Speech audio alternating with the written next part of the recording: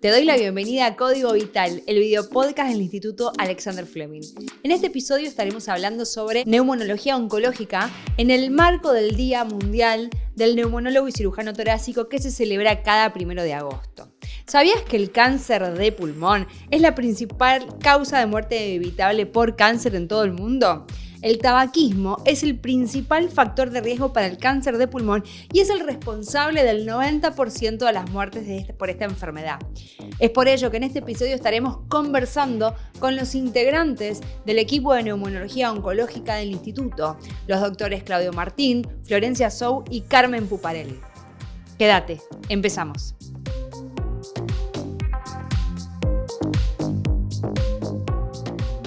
Bueno, bienvenidos a este episodio de Código Vital. Estamos con el equipo de Oncología Torácica del Instituto Alexander Fleming. Me acompañan los doctores de este equipo y quisiera, por favor, que se presenten para la audiencia. Mi nombre es Carmen Puparelli, soy médica oncóloga dedicada a oncología torácica y trabajo dentro del equipo de oncología torácica del instituto. Mi nombre es Claudio Martín, yo soy el jefe del área de oncología torácica del Instituto Alexander Fleming. Mi nombre es Florencia Sou, yo también soy médica del equipo de oncología torácica y trabajo también en la unidad de investigación clínica. Bueno, nuevamente bienvenidos, gracias por estar en este episodio. Y para arrancar me gustaría conocer, que nos puedan contar cuáles son las patologías pulmonares que más tratan en su unidad. Básicamente nosotros vemos exclusivamente cáncer de pulmón junto con otras tumores torácicos, por ejemplo mesotelioma o enfermedades del timo, digamos. Eso es lo que más vemos. Uh-huh. Hablando específicamente del cáncer de pulmón, ¿cuáles podrían decirnos que son los síntomas más comunes de esa enfermedad? Bueno, mira, uno de los problemas que tiene el cáncer de pulmón que no suele dar síntomas hasta que la enfermedad está ciertamente avanzada. Okay. Pueden aparecer síntomas que deberían hacer que las personas consulten con su médico clínico. Por ejemplo, si el paciente tose habitualmente y cambia el aspecto de su tos, si el paciente tiene sangrado, si el paciente tiene alguna pérdida de peso inexplicable, esos como diagnósticos o evaluaciones precoces. Muchas veces, lamentablemente, los pacientes comienzan con falta de aire o comienzan con dolores, que son ya síntomas que también tienen que consultar, pero ya son de enfermedad más avanzada. Por eso, el instituto, entre muchas de sus actividades que realiza, tiene un programa de detección precoz del cáncer de pulmón, que es un programa que intenta en pacientes que tienen más riesgo de tener cáncer, como pacientes que tienen más de 50 o 55 años de edad, que han fumado mucho, intenta detectar los tumores antes de que den síntomas. Bien, ¿y existen factores de riesgo? Un poquito lo mencionaste, pero ¿cuáles podrías decir que son los factores de riesgo de esta enfermedad? Bueno, uno de los principales factores de riesgo de esta enfermedad es el tabaquismo. Ese es el principal y el más conocido. Después hay algunos factores que tienen que ver con factores ambientales y en menor medida también existen ciertos factores genéticos. Bien, y respecto al tabaquismo, ¿qué de cierto hay en esto de, ¿cómo se llama? Cuando es el fumador pasivo, digamos?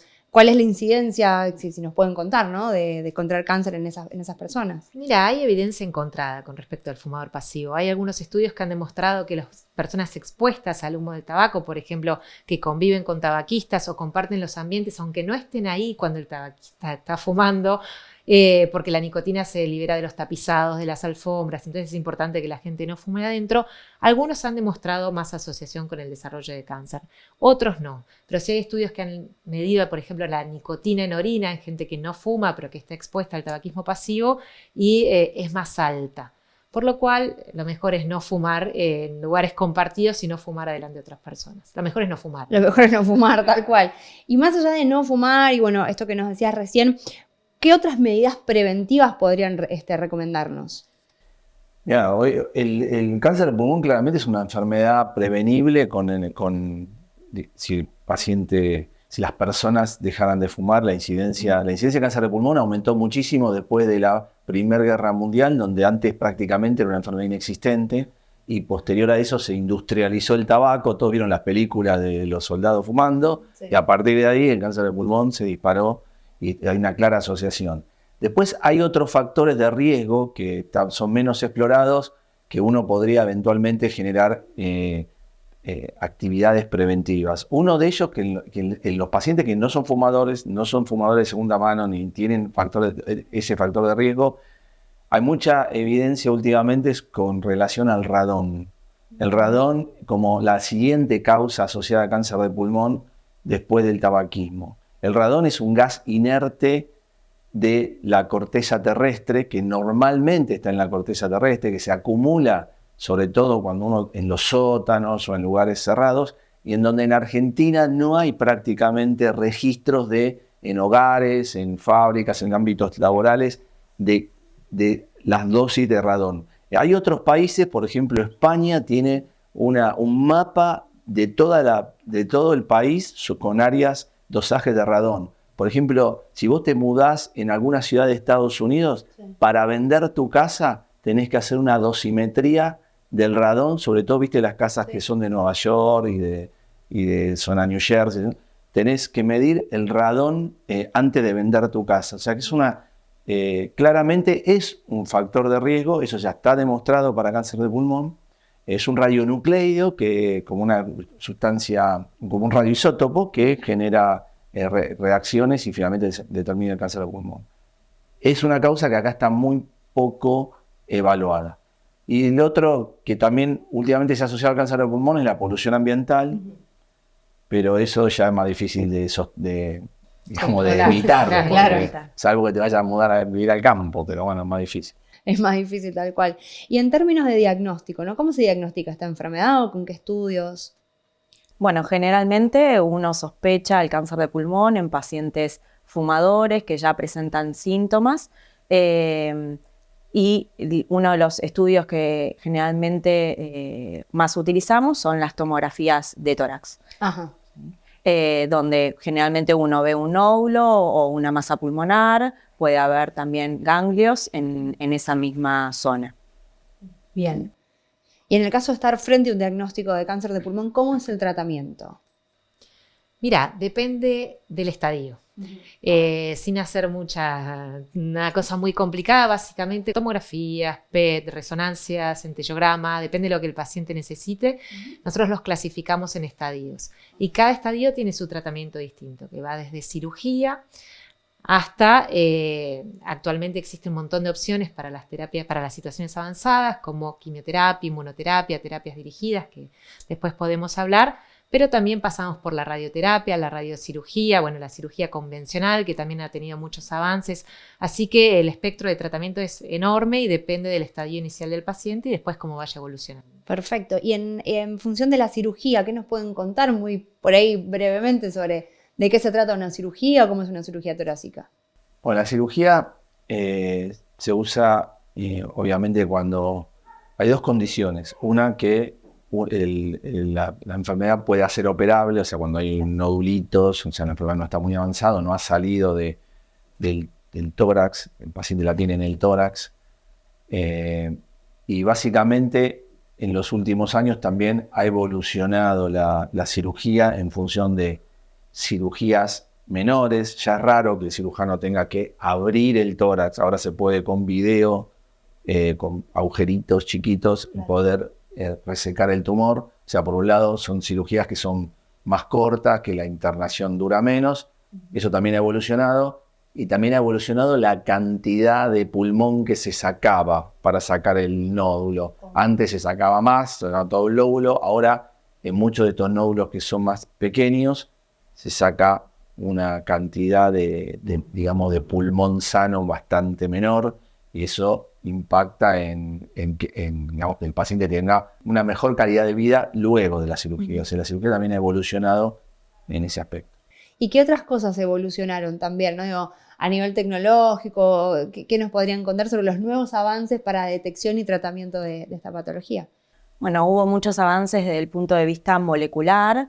Generalmente, si la enfermedad se detecta en un estadio avanzado, nosotros enviamos en la biopsia la determinación de distintas alteraciones moleculares que un poco determinan qué tipo de cáncer de pulmón tiene ese paciente y de alguna manera nos permite también dirigir el tratamiento. También hubo avances en cuanto a lo que es el tratamiento con la inmunoterapia. Inicialmente la utilizábamos en enfermedad avanzada y hoy la podemos utilizar en estadios más tempranos, por ejemplo, pacientes que se operan y pueden hacer el tratamiento con inmunoterapia posterior, o incluso pacientes que hacen tratamientos con inmunoterapia previa a una cirugía. Es muy mencionada la inmunoterapia en el campo oncológico. ¿Qué nos podés contar sobre qué es la inmunoterapia? Mirá, si yo te lo tuviera que decir fácilmente, por algún motivo el tumor crece dentro de nuestro cuerpo sin que nuestro sistema inmune lo detecte como extraño, como ajeno, digamos. Eso no sucedería si yo te hago un trasplante de riñón, tu sistema inmune lo detectaría como extraño y lo rechazaría. En nuestro cuerpo con el tumor eso no pasa. Entonces lo que hace la inmunoterapia, dicho simplemente, es levantar ese velo, o sea, permitir que nuestro sistema inmune reconozca el tumor como extraño y así poder atacarlo. Entonces eso tiene el beneficio de poder, no sé, luchar tu sistema inmune contra el tumor, muchas veces manteniéndolo estable, a veces haciendo que se achique. El lado B que tiene esto es que, bueno, a veces podés tener fenómenos que se llaman de autoinmunidad, que es que nuestro sistema inmune también reaccione contra tejido sano. Okay. Pero básicamente es eso la inmunoterapia. Y hoy por hoy se metió en todas las especialidades de la oncología, no solo en cáncer de pulmón, también en cáncer de mama, digestivo, genitourinario, en un montón de situaciones donde antes no tenía lugar. Así que realmente ha sido un giro de 180 grados para las opciones de tratamiento que tienen los pacientes. Totalmente. Y por ahí acá me gustaría correrme un poco de estrictamente lo médico y consultarles, tal vez han escuchado en consultorio o en su labor diaria, algún mito, cosas que por ahí repite la gente que les haya llamado la atención y que digan, bueno, es el momento de romper con ese mito o con ese saber popular. Bueno, mirá, mitos hay muchos. Los primeros que se me ocurren, así, son todos los relacionados con la alimentación. Okay. Que si comes azúcar, que si comes carne, que hagas una dieta, que no comas pasta, que no... Bueno, eso nunca, por ejemplo, eso no ha sido nunca claramente demostrado que tenga una relación y nosotros en nuestro equipo recomendamos que los pacientes hagan una dieta normal, o sea, una dieta como te recomendaría a vos, o sea, que te cuide con la comida, que mantengas tu peso, que hagas ejercicio, eso es lo que le recomendamos, y eliminar todos esos mitos. ¿La edad? Sí, bueno, ese es otro mito, que los tumores con la edad, cuando la persona tiene más edad, el tumor evoluciona más lentamente, o si es más joven es peor. Es verdad, es muy escuchado eso no es real. No, eso también es otro mito. Teñirse el pelo, que no me puedo teñir el pelo. Teñirse el pelo a mí las tampoco, mujeres me repreguntan. Sí, eso también, sí, a mí también. Claro. Sí, sí. Que no se pueden teñir, sí se pueden teñir, si están haciendo el tratamiento, no pasa nada. Bueno, hay mucho miedo a la herencia hacia los hijos, digamos, y sobre todo el cáncer de pulmón, que es más vinculado al tabaquismo, uno muchas veces le está explicando eso, que sus hijos si no fuman, no corren el mismo riesgo, digamos, que el paciente. Eso tal vez se conoce más en mama o en colon, pero no tanto en cáncer de pulmón. Los pacientes tienen miedo a veces a heredarle el riesgo a los hijos. Bien. Después está todo el tema de las pseudociencias, ¿no? Que eso es muy prácticamente una consulta de todos los días, ¿no? De un montón de pseudociencias donde, bueno, la gente, nosotros habitualmente con todos esos requerimientos, yo digo que eso tiene el mismo valor científico que ir caminando a Luján. Si vos crees en eso y tenés fe, hacelo, pero es un tema de fe. Claro. Así que hay muchos mitos y siempre se van renovando, eso es lo interesante. Claro. Con el tiempo siempre aparece alguna cosa nueva y... Para sorprendernos cada vez día somos más estrictos con los que ponen en riesgo la inmunidad del paciente, el riesgo de infecciones, inyectarse cosas que no están esterilizadas o eso sí. Pero todo lo que sea energía, reiki, haz lo que quieras hasta que tu cuerpo lo dé, no hay ningún problema. Sí, exactamente. Sobre todo, bueno, en esto de poner en riesgo la vida del paciente, lo que sucede hoy es que con el auge de las redes sociales hay mucha desinformación, ¿no? Entonces, por eso un poco el espíritu de este video podcast es no googlees y escuchá Código Vital, que te traemos información de médicos de alta expertise y trayectoria profesional de primera mano. Un mito que yo quería decir antes, que está muy, muy enraigado, es el tema de tuve una situación de estrés hace 6 meses y ahora tengo cáncer. Tuve una situación de estrés, digo, todo el mundo, todos nosotros, claro. todo lo que estamos acá tuvimos una situación de estrés, o no sé, algo te pasó, te separaste, no te separaste, tuviste un hijo, te mudaste, algo pasó en el último año y nunca ha habido tampoco una clara relación. Y tampoco tiene nada que ver, y otro mito que a mí ahora se me empieza a nombrar, es porque la gente dice, no, si yo soy positivo y me va bien. Bueno, si sos positivo, vivís mejor en general que en todo. Pero no es que te va a ir bien o mal, sí, porque existe mucha presión familiar, de no, porque él está deprimido. Y bueno, yo a veces vos decís, bueno, mirá, estás en una situación difícil, no es tan fácil estar contento. Con mucha gente sí, pero hay que tratar de ponerle énfasis, pero tampoco cargar las tintas y saber comprender a la persona al paciente que está pasando una situación difícil, que no es fácil afrontarla y que de última, el hecho de que le vaya bien no va a estar tan relacionado con si sos tan optimista o sos un poco más retraído. Obviamente, ponerle ganas te va mejor en general en todo. Sí. Pero si no, después hay mucha gente que, sobre todo, a veces se le carga mucho al paciente porque el paciente no está tan optimista y como que las cosas van bien o no van bien según el optimismo que le pongas. Y eso no ha sido tampoco, no tiene clara relación con todo. Retirar la culpa, ¿no? Porque ya el tabaquista siente cierta culpa, porque dice, viste, yo te dije, venía hace años que te decía que deje de fumar y yo te decía que deje de fumar. O peor, gente que dejó hace 25 años, 35 años, igual se enferma. Entonces, quitarle ese componente de culpa a la enfermedad es importante, pues si no es muy difícil transitar cualquiera de estos tratamientos, ¿sí? Totalmente, totalmente. Y para cerrar, ¿qué consejo final le podrían dar a la audiencia para que consulte al médico, fundamentalmente, y cuide su salud también? Bueno, capaz el consejo más importante es que no se inicien en el consumo del tabaco. Fundamental. Para evitar no solamente el desarrollo de tumores asociados al tabaquismo, sino todo lo que es enfermedad cardiovascular. Y que obviamente ante cualquier síntoma consulten al médico, a su neumonólogo, por más banal que sea inicialmente el síntoma. Totalmente. Bueno, un consejo es que, o más que consejo, es un aviso que hoy en la actualidad, como estuvimos viendo en estos minutos, hay muchísimos nuevos tratamientos, muchísimas terapias innovadoras, métodos diagnósticos, métodos nuevos quirúrgicos, la inmunoterapia, las terapias dirigidas. Nosotros acá en Fleming también tenemos un área de ensayos clínicos donde todo el tiempo estamos con nuevas opciones de tratamiento, o sea que hay muchas esperanzas. Hoy por hoy hay muchos pacientes que ha cambiado completamente la evolución, pacientes que están años y años, y bien a pesar de enfermedades avanzadas. O sea que creo que lo importante, no sé si consejo, pero como mensaje es que el cáncer de pulmón no es lo que era antes.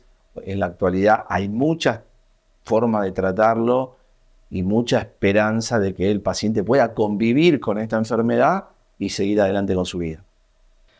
Yo, en línea con lo que decían antes Florencia y Claudio, diría que la edad de comienzo de fumar generalmente es en la adolescencia, entonces el foco puesto en los adolescentes para prevenir el inicio del tabaquismo.